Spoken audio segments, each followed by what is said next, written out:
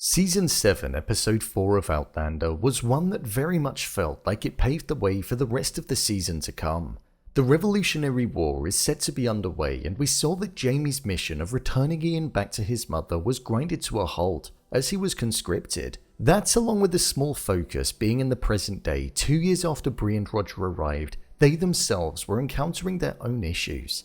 So with that, let's recap, break down, and explain all that there was to take away from this episode. So let's get into it. Here is Outlander Season 7 Episode 4 Ending Explained. Just to let you know, this video will contain spoilers.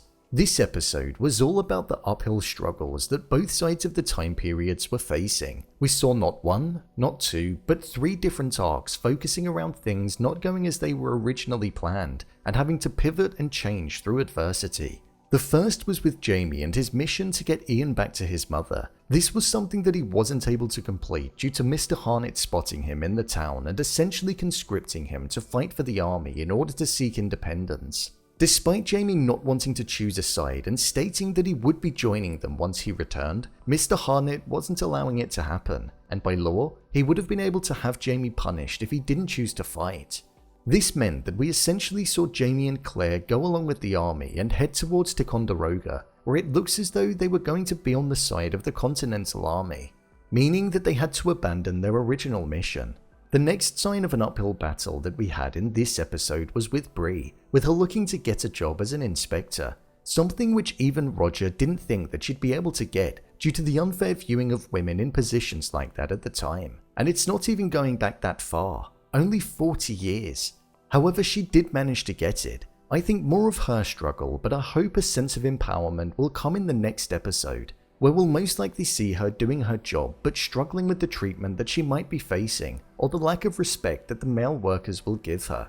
The way that the interviewer positioned his employees and also the fact that in the trailer it looked like it was difficult, it makes me think that harder times are going to come.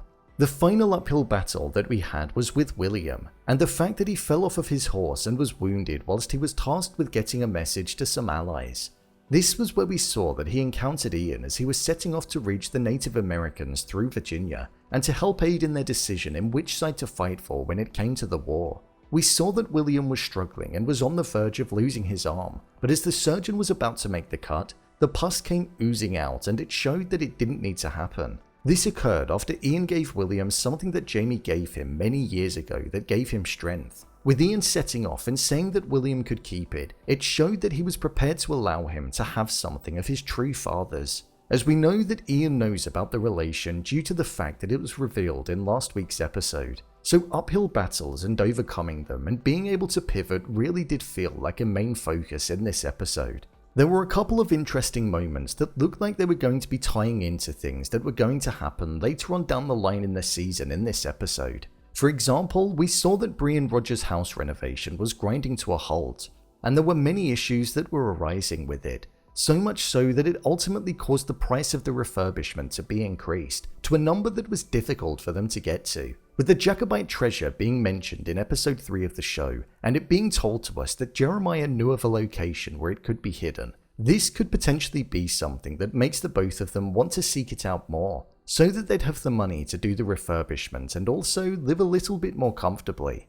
With Roger also mentioning how the last thing that Jamie and Claire said to him was to take care of their daughter, I think that will be his way of doing it, providing a lifetime worth of riches, especially considering that he feels as though he's currently letting her down. There was also something going on with Jeremiah and the fact that he saw a Nuclevi. A Nuclevi is a demon that embodies a human and horse physique combined, and it's said to be the nastiest of all demons. With Jeremiah stating that the Nuclevi said that if he didn't do as he was told, then they'd take Amanda away, it does make me wonder what's going to come of that story. Maybe that's why he's been hiding her in the priest hole, to keep her safe.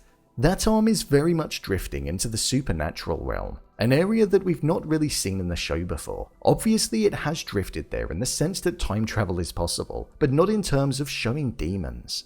Jeremiah is aware of the magic that lies in the world, so it does make me question if his head could just be a little bit all over the place due to everything that he's seen, and it seems as though Roger also thinks the same. There was nothing that was mentioned in this week's episode about Jamie and his dreaming ability. I do wonder how and where that's going to be utilized in the show. as we're halfway through the first part of this season, so I would like to understand a little bit more about it and how the power is going to be used moving forward. It feels like something that should get a lot of attention and care put into it, as it's an arm of the story that we've not really seen before, so I hope that it doesn't just get brushed over. There was also another large moment in this week's episode, and that was that Tom was still alive. The individual who sacrificed himself for Claire's freedom in episode 1 of this season was alive and well, and was set free shortly after being arrested. His undying love for Claire was something that was extremely prominent, and even though Jamie wasn't jealous of the fact that he kissed her, he knew that Tom could prove to be valuable in the future, as he's the sole reason as to why she's alive now. So maybe he might do the same in the future, because he basically stated that he wouldn't be able to love another person as long as she was alive. I do still think that Archbug is going to come back into the picture. Seeing how fearful Ian was and how inside of his head he was, it showed that there must be something to come in the future. Archie is a character that I most definitely think will have revenge on his mind, but it will just be a matter of when. Overall review. I thought this week's episode was pretty good. It was quite a slow one that didn't have as much action as usual, but I enjoyed the character development and the growth that was found. I particularly enjoyed Ian and William being together and watching them grow closer and assist one another. It was a nice touch that Rachel was heading in the direction towards the person that William actually needed to find. So even though we don't know what the messages that he has to deliver say, it looks like we're going to find out in the next episode when they arrive at the Continental Army. I'm really enjoying the balance between the present day and also the 1700s time period. I feel traveling between both time periods isn't disrupting the flow of the show, which was my initial concern at first with how heavy the split was, but it seems to be working out just fine. I think next week's episode looks like it's going to contain the action that I feel I'm desiring at this point of the season. I've said this the past couple of weeks, but it doesn't really feel like there's any real threat at the moment, and I want there to feel like there's one. As for the main characters, there's nothing really at stake. I understand that they're going to be partaking in the battle, and maybe that's where the risks will then start to feel high, but I'm just wanting to get to that point now.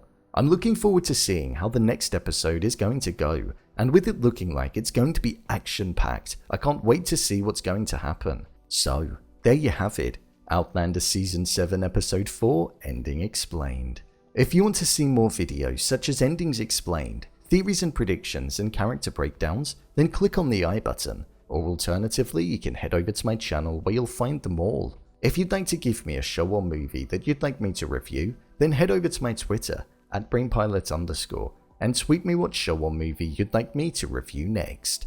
And finally, if you'd like to see what I rate the latest movies that don't quite make the cut to getting a dedicated video, then head over to my Letterboxd profile. It's where I rate the latest releases in real time. What did you think of this episode? Leave a comment down below, and don't forget to subscribe. I'll see you next time.